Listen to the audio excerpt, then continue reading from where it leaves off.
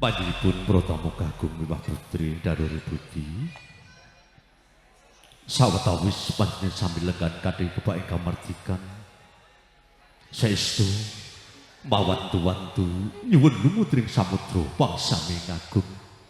Panjenenganipun keluarga kang Bapak Harsono miwah Ibu Aminah. Anggenipun kepareng entas pitulus misuda margya Siwi putra kinasih Bagus Doni Hartanto ing sampun kepareng nyatu krami kalian Rorayu Siti Nur Hayati Sarjana Pendidikan Tanoyo saking panjenenganipun Bapak Ibu Masjid Nyuwati Ibu Siti Khotijah wingking saking Ladan Blambangan Panengahan Lampung Selatan saestu panjenenganipun Bapak Harsono mboten kandhat meminta mring nugaring Gusti Makawasa. Mugi anggenipun anggelar bahagian prasaja pikantuk rahmat hidayah saking ngasanipun Allah Subhanahu wa taala ugi pinangan carempit kanthi asanti manggiya kamulyan jati.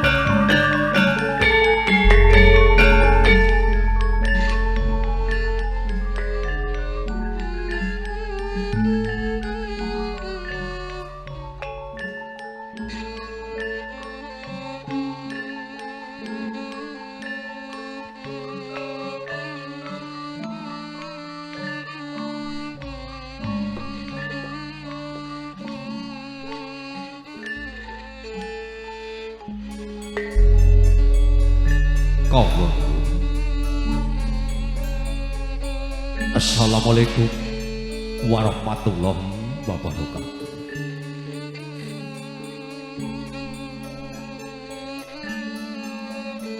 Katur ngasanipun para bini wajibun ingkang dahat pinundipun.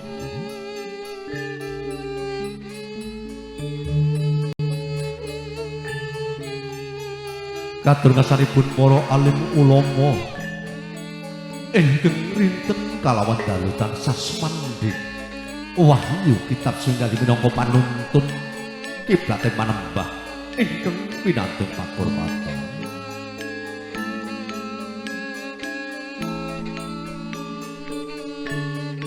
Ugi katur ngasanipun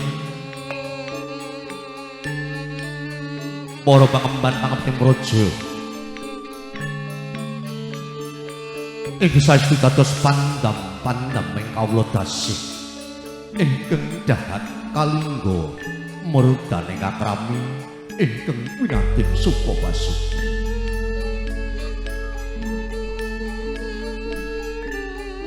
Ugi nderek tepangan wonten ngasanipun para tamu katumbuh putri pantes tanpi pakurmatan kagete manah kawula kadya tiniburu ing sumuluwe bebasan sumrap gabaring katib katanuninga dawahing gelap lepat tinimbalan panjenenganipun Bapak Ibu Harsono miwah Ibu Aminah.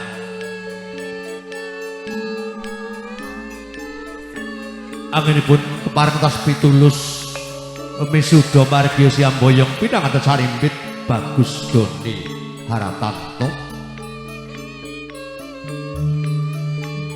kalian Norayu Siti Nur Hayati Sarjana Pendidikan Tanoyo saking panjenenganipun Bapak Ibu Masjid Ibu Siti Khotijah saking Ladan Blambangan Panengahan Lampung Selatan.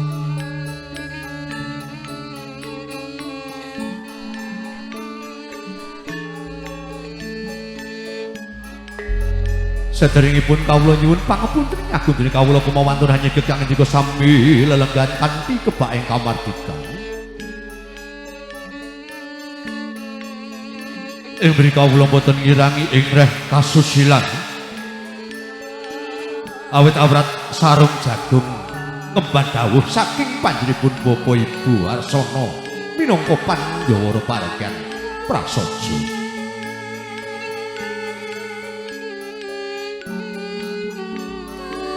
Pinatan kawula ngaturaken wilujeng warawuh wilujeng lelenggan kanthi kebaing kamardikan. Karahayu miwah kawula sing saking asipun Gusti ingkang Maha Kawasa. Mugi tansah kajiwa kasarira dhumateng asanipun para tamu kagum miwah putri pados luring budi.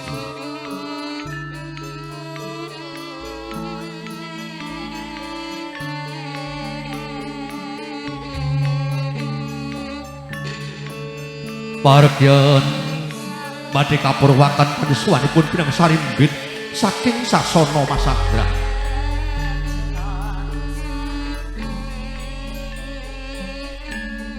Kebareng lolonan lumampah samangke kandhek wonten sing kajenge gapura winangun. Saperlu tangkep asta anggadul madyapacara pasrah miwah panampi.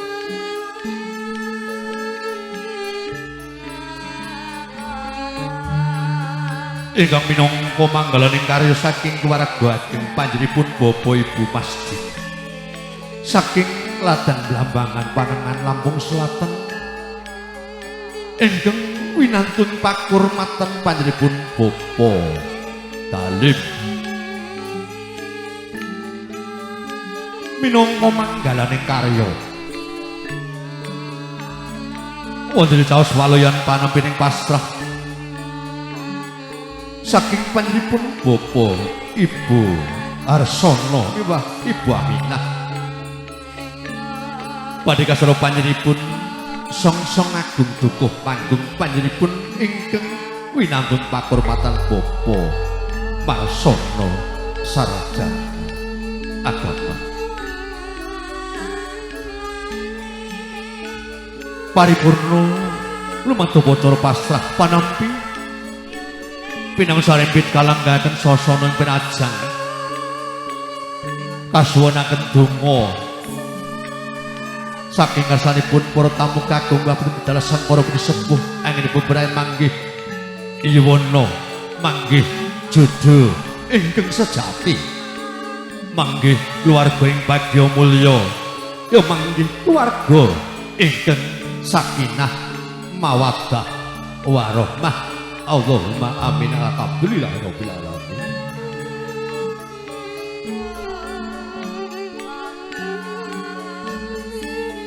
Paripurna pinanjang kalenggaken wong sasana pinajang panjenenganipun Bapak Ibu Arsono miwah Ibu Aminah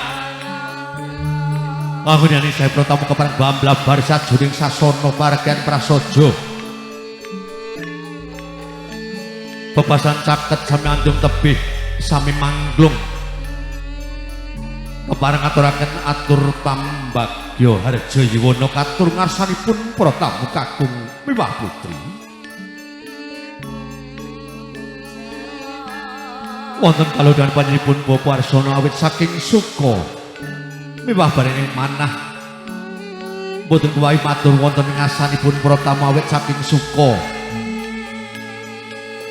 kepareng amiji ingkang winantun pakurmatan Bapak Eko Mujiono kasumbul panjenenganipun Bapak Mulyono miwah panjenenganipun Bapak Sarjono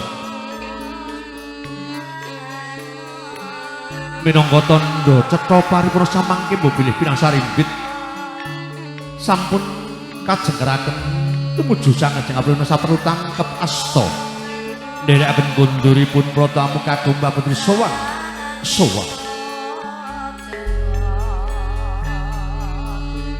panjenenganipun para tamu kagum Mbah Putri ingkang winantun pakurmatan Pagakan menggalu madyapacara sampun rinakit saking tuwaraga Bapak Arsono kepareng lelenggan kanthi kebaing kamardikan sinartan ngantos pahegyan prasaja kapur watan nuwun.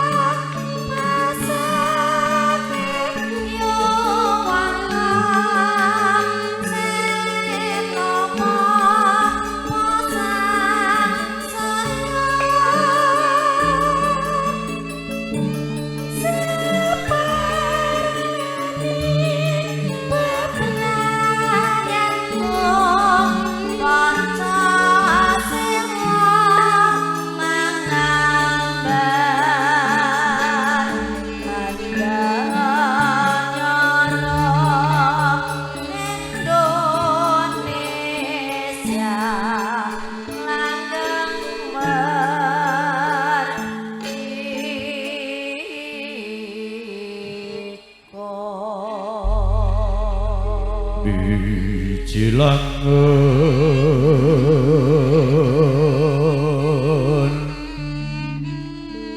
risang pinanganten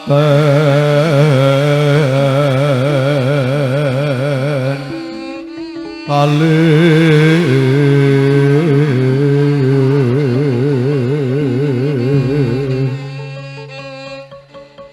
lampahira halo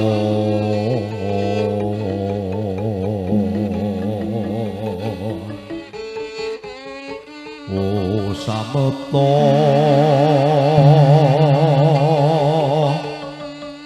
manjing dronde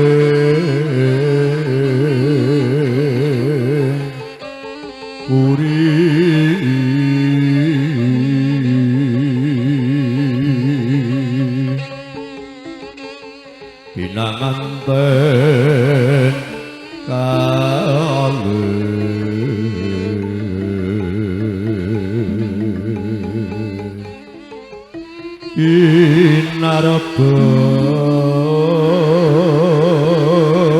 inarebeg padaya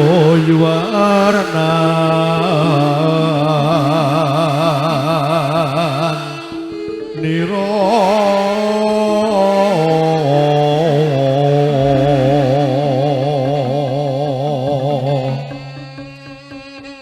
lampahira wingit lir hapsari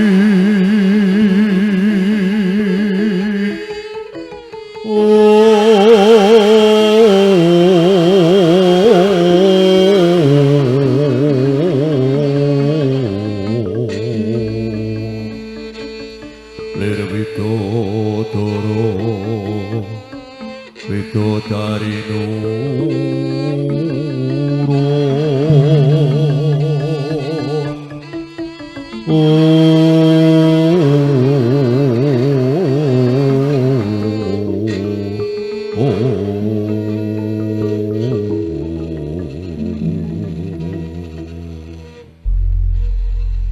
mangkono to wong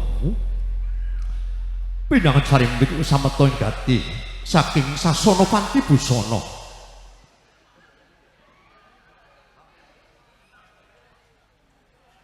hinartan lumebet wonten samadyaning sasana paringan prasaja tansah meminta menegane Gusti mugi manggiya kawilujengan